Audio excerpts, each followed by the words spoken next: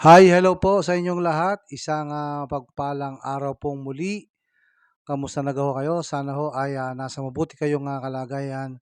Saan man ho kayo naroroon, nagbabalik pong muli itong aking YouTube channel na Eric's Vlog. Maraming maraming salamat nga ho pala sa lahat ng patuloy na nanonood at nagsusubscribe sa aking YouTube channel.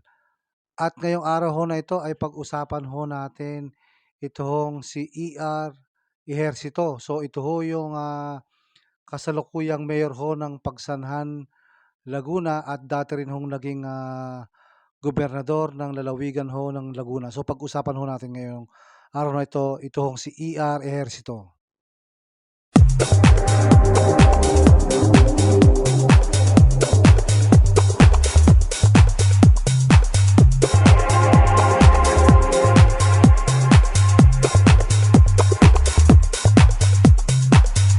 Para ho sa kaalaman ng lahat, ito hong si Mayor ER Ejercito ay isa hong aktor na marami hong ginampanan din ng mga role sa mga iba't ibang magagandang pelikula, lalong-lalo na yung El Presidente. So, sino ho sa inyo nakapanood nung El Presidente? So, napakaganda ho ng kanyang pagganap po doon bilang si Emilio Aguinaldo.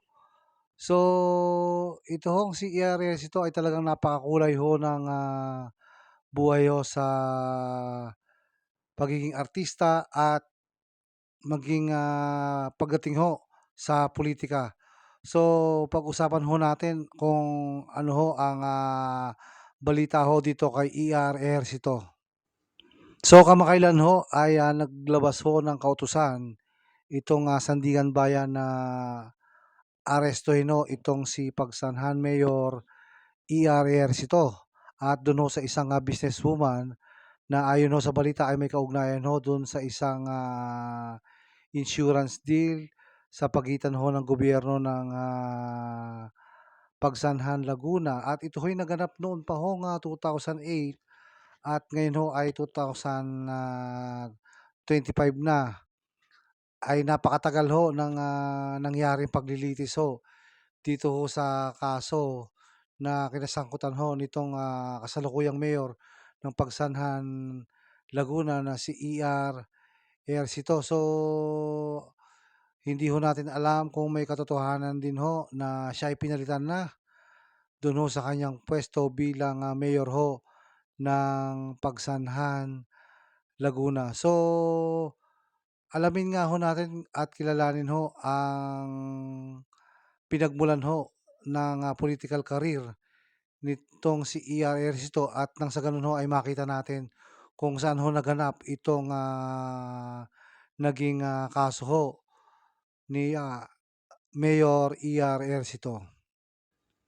Nag-umpisa ho ang political career nitong si Mayor ER Ejercito nang siya ho ay naging mayor ho ng Pagsanhan, Laguna noon hong June 30, 2001 at natapos ho nung June 30, 2010. So, ibig sabihin ho, nakasyam na taon siya bilang mayor ho ng Pagsanhan, Laguna at lumalabas ho na siya ay naka 3 consecutive terms diyan ho sa bayan ng Pagsanhan sa lalawigan ho ng Laguna. At pagsapit naman ho ng June 30, 2010 to June 30, 2013, siya ho ay naging gobernador ng lalawigan ho ng Laguna sa una ho niyang term.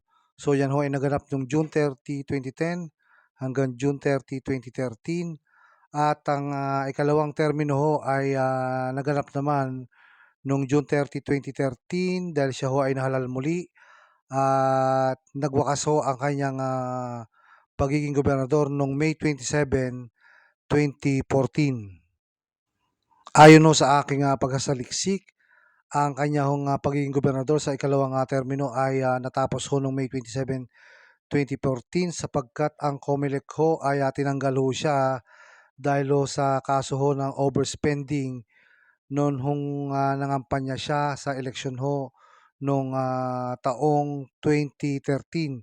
So yan ho ang naging kaso kaya naputol ho ang panunungkulan bilang gobernador ho ng lalawigan ng Laguna. Ito hong si kasalukuyang Mayor E.R. Ejercito. At pagsapit ho ng taong 2016 at 2019, siya ho ay sumubok muling lumaban ho sa pagkagobernador sa lalawigan ho ng Laguna. Subalit hindi ho siya pinalad na manalo noong 2016 at 2019 dahil siya ho ay lagi hong natatalo ni Ramil Hernandez, ang dati hong matagal na rin hong naging gobernador ng lalawigan ho ng Laguna. At pagsapit naman ho ng taong 2022 ay hindi pa rin ho tumigil sa pakikipaglaban ho sa larangan ng politika itong si Mayor Ejercito, at siya ho ay lumaban ng pagka-mayor ho sa Calamba, Laguna. Subalit siya ho ay natalo ho ni Roseler Rizal. At ito ho nga nagdaang May 2025, siya ho ay tumakbo bilang mayor ho ng bayan ho ng Pagsanhan, Laguna.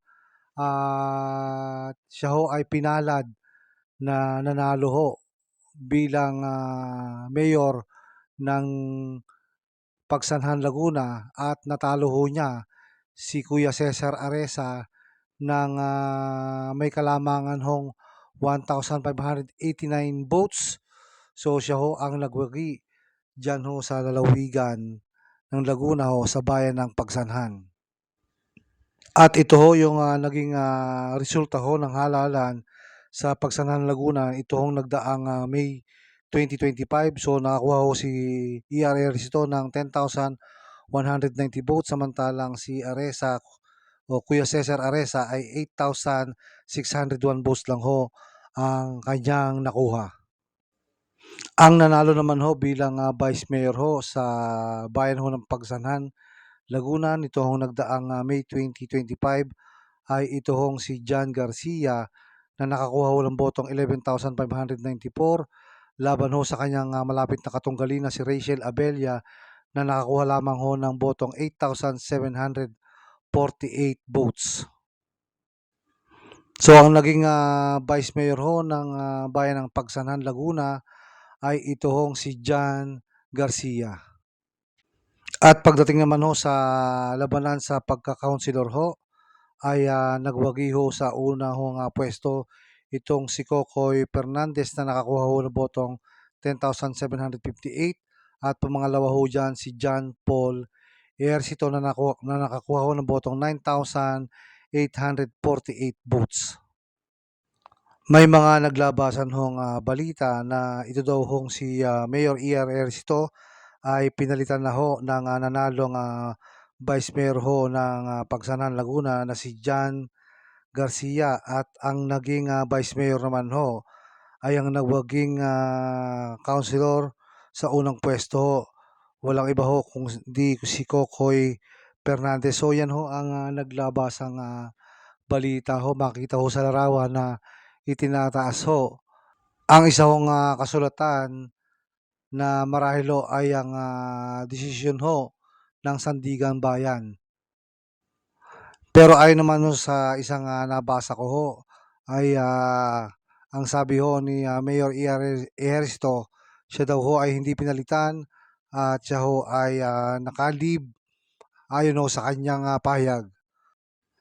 Pag-usapan ho natin ito hong nangyaring kaso ho ni Mayor E.R. Ejercito noon hong taong 2008, dahil ho lumalabas ho sa balita na noong 2008 ho ay pumasok sa isang insurance deal ang gobyerno ho ng Pagsanhan para ho sa accident protection and financial assistance ho ng grupo hong United Boatmen of Pagsanhan Association. So yung tinatawag ho na UBPA.